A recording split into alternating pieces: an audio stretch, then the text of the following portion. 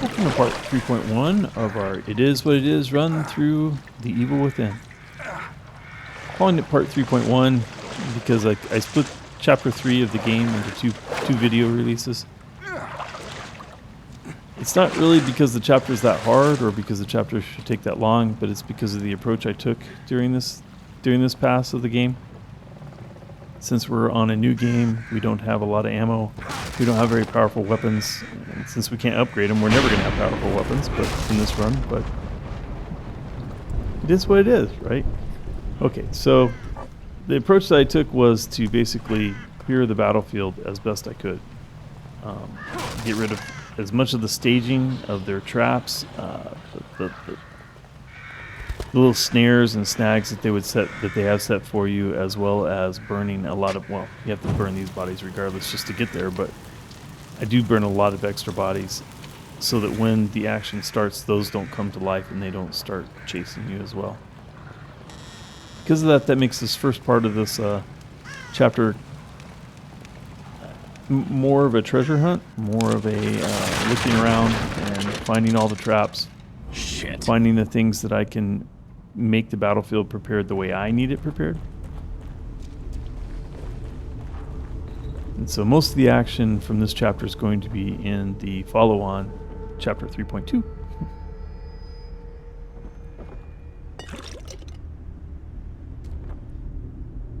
I didn't really make this decision beforehand. I like, this is a body here that you can burn so that it won't come back to life. I don't make that decision to do that until about a few seconds from now. I decide, I get to this door and I'm thinking, you know, I wonder if I just prep everything and I burn as many bodies as I can, then my weak handgun that doesn't have any accuracy and I can't run, so I can't manage the battlefield the way I would normally manage it. Let's just burn the bodies.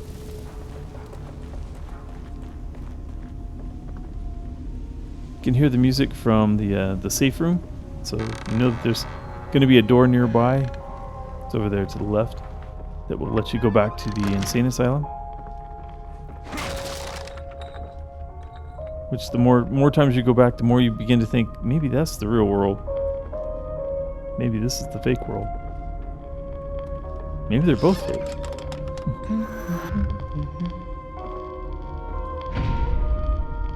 She's gone.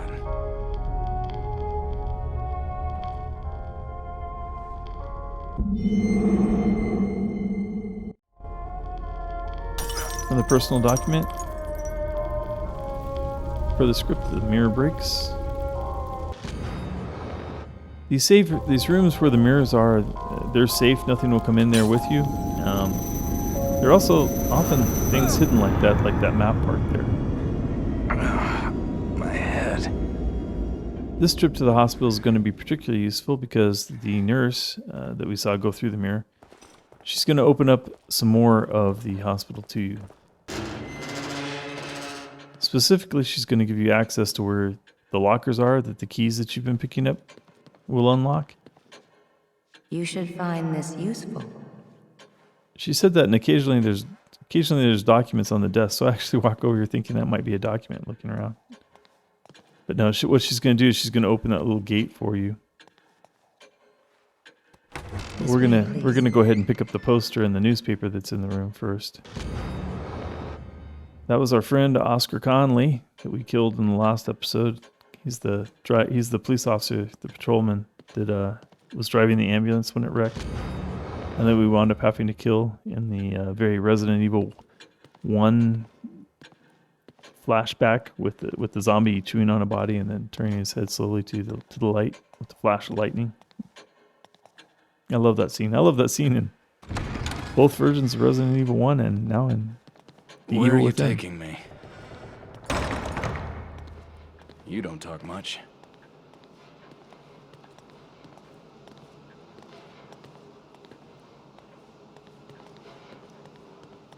So the keys are not part of the Every Nook and Cranny. They're part of the Master of Unlocking achievement. We will show you how to get all the Detective keys. Castellanos, do you have a key like this? Of course I do. I have two of them. That's what's flashing in my left That left key corner. will allow you to open this door. Not just that door, it'll allow you to open any of those 45 lockers. There are 45 lockers. Throughout the game, there are 47 keys. There are only 45 keys that you can The find contents out are in yours. the Please, come back whenever you need to. out in the maps, but one of these lockers will have 2 keys in it, and so there's 47 possible keys. So you can actually open all 45 lockers without getting all 45 keys that are out on the maps. Now the achievement is for unlocking the lockers, not finding the keys. So make sure you use your keys to unlock your lockers. In here, those map fragments, like the one we found just before we came through the mirror, each tile that you find goes up on that map. And from time to time, we'll come check on it. But really, you can never see it completed during your first run. You'll find all of the map pieces during your first run. Well, you know, if you follow what we're doing, you'll find all of them. We find all of them. But the last one you find is this part of the game that's so close to the end that you don't get a chance to come back here to back there to the hospital. So you won't actually ever see that map completed in this pass of the game. I do include a little follow-on video, or I will include a little follow-on video once all of the map is complete, and once the game is complete, we'll come back and we'll go through chapter 3 and come back in there, show you the completed map, and show you the reward for that, which is significant. You get a much improved sniper rifle, as well as it's not necessarily an improved handgun, it's a different handgun. It's a burst handgun, so it's automatic, like a burst of three shells every time you pull the trigger. For me, that just winds up wasting 3 shells instead of 1, since I don't hit very often, you know. So I don't call a burst weapon, a burst handgun an upgrade. Now you heard that was the same doctor that was in the back of the ambulance with Leslie when we crashed. You should recognize his voice from when he was trying to calm Leslie that was in the ambulance, and he apparently is calling to Leslie, who is the mental. He's in kind of a straitjacket, so you assume he's a mental patient at the hospital. And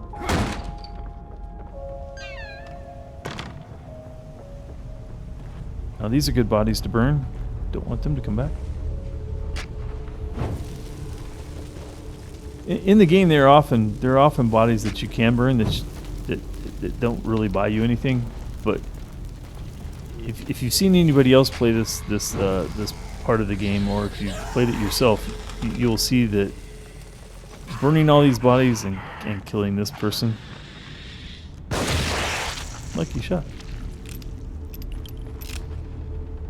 Must have been a critical hit, one shot explosion. But you'll be surprised at how vacant the battlefield really is. I know the first time we played through on standard, you get here with about the same weapons that we have currently, because obviously you've only been back to the hospital a couple of times, so you could have upgraded them maybe a little bit, but probably not very much, because you haven't had a whole lot of green goo yet. And so getting here, now we're playing on casual because we're playing for the it is what it is achievement, and we know that, you know, only the very, very top players are ever going to do that on survival or above. I can't even imagine doing it above survival, but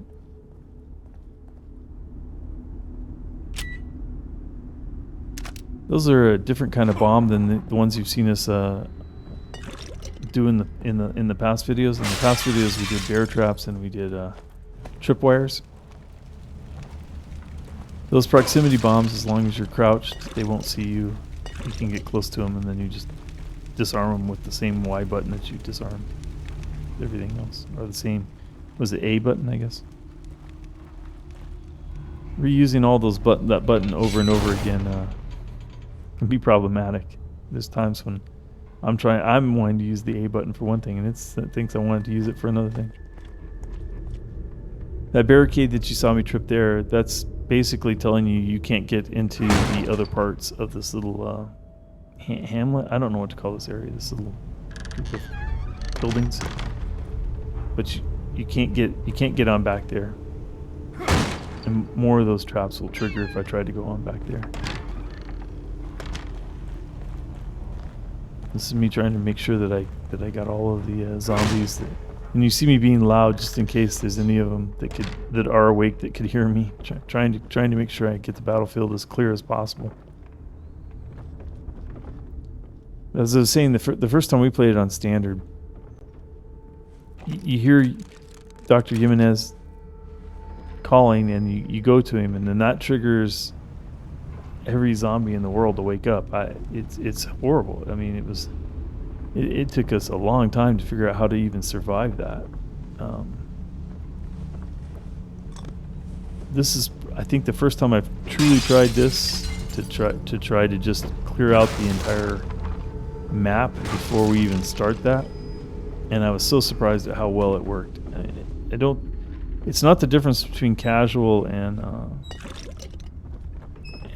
standard, and I know that because we played we played at least one casual run through. Our timed run was casual, and we've already completed the timed run, and so it's not that.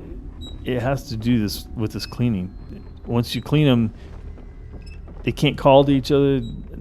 Just a whole bunch of them aren't there. That you wind up, there's only 2 or 3 that you wind up even having to deal with, and you'll see that coming up here shortly, because we're about to cause the cutscene. This cutscene is going to eventually lead to all the zombies in the world waking Who's there? up. No, don't shoot.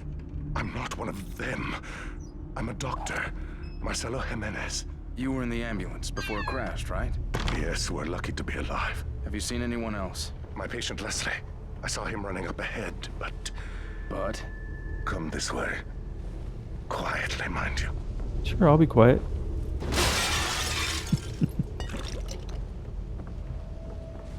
I'm forever trying to break these barrels, and those aren't the barrels that you can break. There's the barrel that you can break looks like the one that's Have back a there in look the for background. yourself. Those things chased me all the way into the village.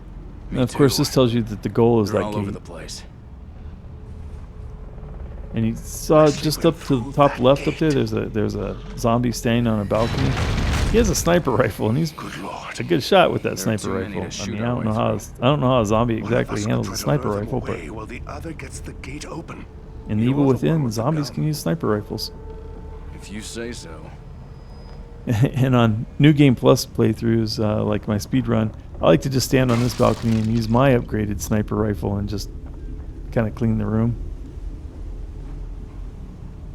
Now he's going to run down there, and he's running that way, and he's going to trip all this, like we tripped that one gate, he's going to trip all the rest of those There is gates. a crank on the terrace. You will need to operate it if I'm to pass through. This crank opens them all up. You can see over on the far right was the one that we had tripped. But you can see that you wouldn't have been able to get into that part of the village without using the crank. So there's only so much of the battlefield that I could clear beforehand.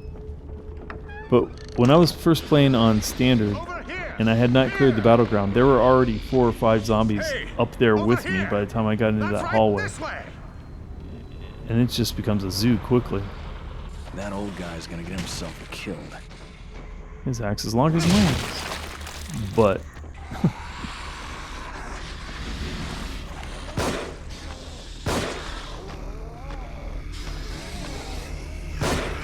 when you see me put the aim down like that, that's to try to use the. Now I should have burned him. I should do something with him because he can still get back up. If he's wiggling around like that on the ground, he'll get back up. I should have finished that, but I didn't. So.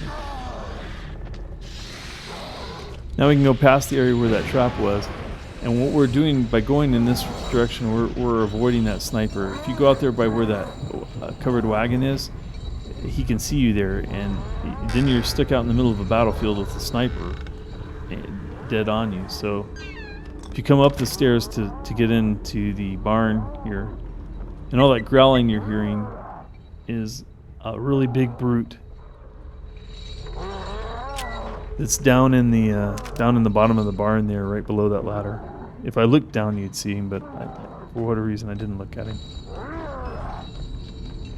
Climb the ladder up here. There's a key, some ammunition, some green goo, some parts.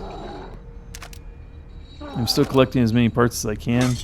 waiting for my crossbow. That's going to be kind of my go-to weapon at the end of the game when I can...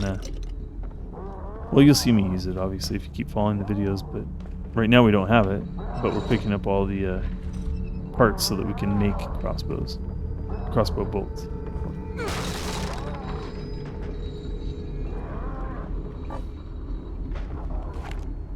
That's me checking my health, not trying to aim at anything.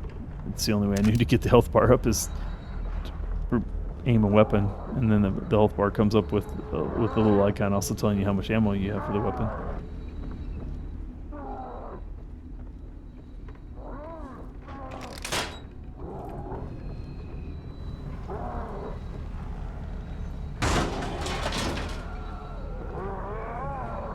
Still prepping everything. I don't wind up using that ladder, but when everything's busy, that winds up being a good ladder to escape through.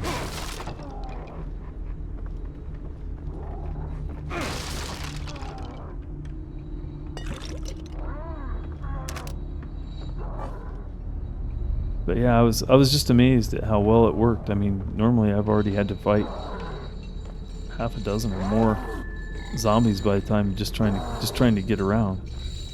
Everywhere you turn, there's more of them. But this way, not so many woke up when those gates went off. All those ones that were underneath there that we burned didn't wake up, and since they didn't wake up, they didn't call and alert all their friends. Now, after the bear trap, you see a chest back there. And the evil within the chests are trapped, almost all of them. And so you have to be very careful. And you have to pay attention to what that little note was saying. It says, open the lid just far enough. And as soon as you hear that click, that's when you need to drop the lid again. If you drop the lid again, you can disarm it. If you don't drop the lid in time, even just a moment's longer than that, and it will flip all the way open and then blow up. And it hurts. It hurts a lot.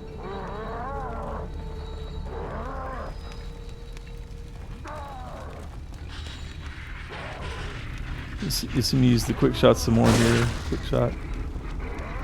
Put the dot on the head and then quick shot. And then auto aim will solidify that aim. It's like fast draw. Playing fast draw or something. Now you see after I use the weapon, because I can only hold so much, I can only hold 6 rounds in the magazine and then 10 extra rounds. So every time I use them, I'll go back and reloot the area where I was able to pick up, where I wasn't able to pick up all the ammunition. This is sort of an irritating way to play because you just can't carry the ammunition with you, so you know it's there, but if you're not sure exactly when you're going to be able to get back to it, or exactly how many foes you're going to wind up facing, you wind up coming back for 2 or 3 bullets here and there. Seems like a big waste, but be prepared.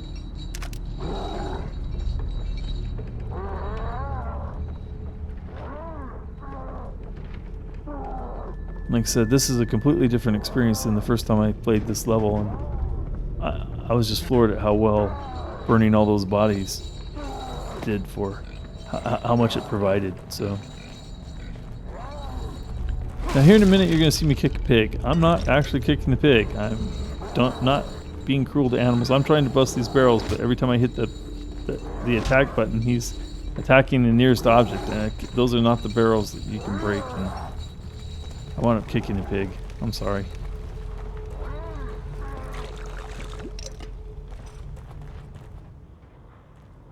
You would think I would have realized it after the first time I did the kick, but at first I didn't understand. I thought, well, okay, just get a little closer.